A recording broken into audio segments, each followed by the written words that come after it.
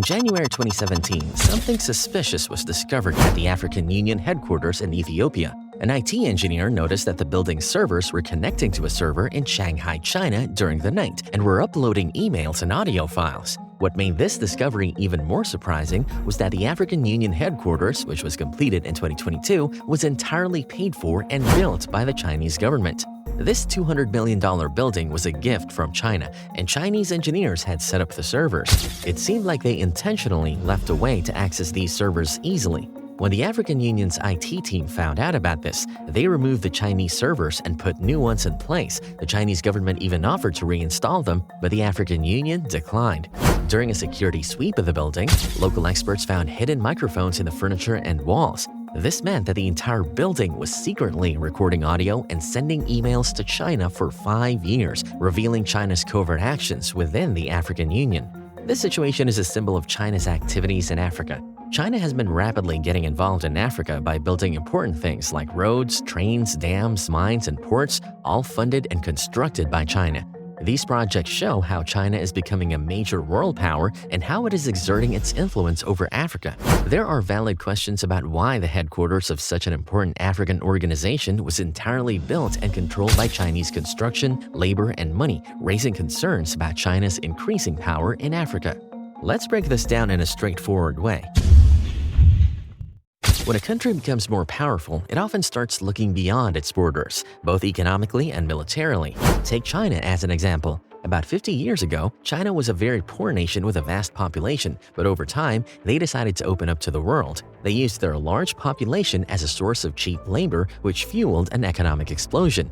China is now a wealthy country, and as history has shown, rich nations tend to seek ways to project their power and connect with other countries for continued growth. They do this for a couple of reasons. First, there's economic motive. Just as the United States got rich and began looking to China for low-cost labor, China became wealthy and its labor force eventually became more expensive with rising wages. China needed new opportunities for cheap labor and growth, so they started investing huge sums of money in Africa to the tune of hundreds of billions of dollars. That's the economic side of the story. China's rapid growth has slowed down, so they seek to invest in emerging economies. These are economies that haven't developed rapidly yet, but have the potential to grow with some investment like untapped markets. However, there's another layer to this story. In China, economics and government power are closely intertwined. To understand what China is genuinely up to, you need to consider the geopolitical motives. China is involved in numerous projects in many countries, especially across the entire African continent. These projects encompass transportation, energy, real estate, and mining. You'll find a shoe factory in Ethiopia, a $6 billion dam project in Nigeria, and even a record-setting suspension bridge in Mozambique. These projects are widespread. Even on a tiny island off the coast, China has poured millions of dollars into building infrastructures and institutions. In the bigger picture, many of these projects have been a substantial economic stimulus for these countries. But why is China doing this, and what's their real purpose? There's more to it than just business and economics. It involves broader strategic and geopolitical interests. So, the key question is, what lies ahead for these African countries in terms of handling the debt generated by these projects, and what will happen if they can't pay it back in the future? That's a critical issue to watch. China's involvement in Africa is not solely about economics. It's also framed as cooperation and friendship, often referred to as the African way. But let's take a closer look at what these projects actually entail. For instance, China built an impressive railway system in Kenya, connecting Nairobi and Mombasa in under 4 hours, faster than any US train. This railway was a colossal $3.6 billion project, the most expensive in Kenya's history. China provided a massive loan to fund it, and the project was designed by Chinese engineers, built by Chinese construction firms with Chinese oversight, and is operated by a Chinese company. When you ride this train, everything from safety announcements to documentation is in Mandarin, making it abundantly clear who financed and built it. Kenya now faces a substantial debt to repay, with 72% of its total debt owed to China. This railway was intended to reduce congestion on the parallel highway, but it hasn't achieved that goal. Additionally, it passes through national parks, raising concerns about its impact on local ecosystems and wildlife. Chinese construction workers on the project treated local workers poorly, segregating them at meal tables, punishing them for missing deadlines or not taking out the garbage on time. The project didn't appear to prioritize the local environment, leaving Kenya with a massive debt and a modern railway that hasn't entirely served its intended purpose. While some projects have genuinely benefited African nations, the issue of debt and the strings attached to these initiatives raise concerns about long-term consequences. The use of these investments to make friends and align countries with China's interests also poses geopolitical implications. The significant question going forward is how these African nations will handle their debt and what will happen if they can't meet their repayment obligations. However, not all Chinese projects in Africa have negative outcomes. There are cases where they have genuinely helped the local population. For example, in Lesotho, a rough gravel road was transformed into a well-paved road, benefiting locals by improving transportation and accessibility.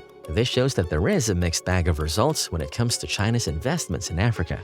China's motivations for these projects go beyond business and economics. They often come with political implications. China has offered seemingly generous gestures, such as building new parliament buildings for 7 African countries or providing funds to construct the headquarters for ECOWAS, the Economic Union in Western Africa. However, these gifts are not without strings attached, and there's no such thing as a free gift in international relations. China's extensive investments in Africa can be seen as a part of its strategy to build global alliances, especially since it has historically lacked international friends compared to the United States. By funneling money into African countries, China has gained their support and coerced them into not recognizing Taiwan, siding with China in the long-standing Taiwan-China dispute. Debt is another powerful tool China wields through these projects.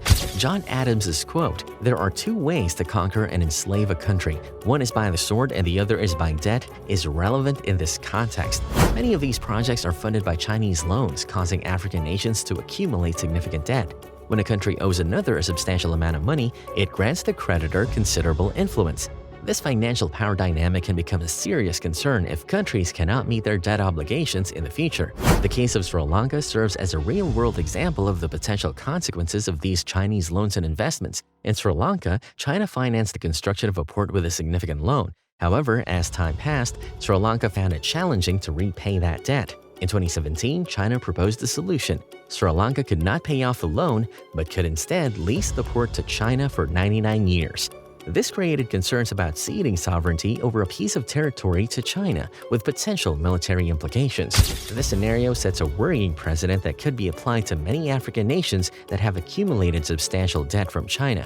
If these countries are unable to meet their financial obligations in the future, they might face similar pressures to hand over control of crucial infrastructures or territory to China. China is indeed behaving like a typical superpower, with its actions being driven by both economic and geopolitical motives. Its extensive infrastructure projects in Africa have raised questions about the true intentions behind these investments. The larger question moving forward is how these massive debts will play out for African nations and what will happen if they cannot meet their repayment obligations. But the bigger question is why the West doesn't offer an alternative to Chinese investments in Africa.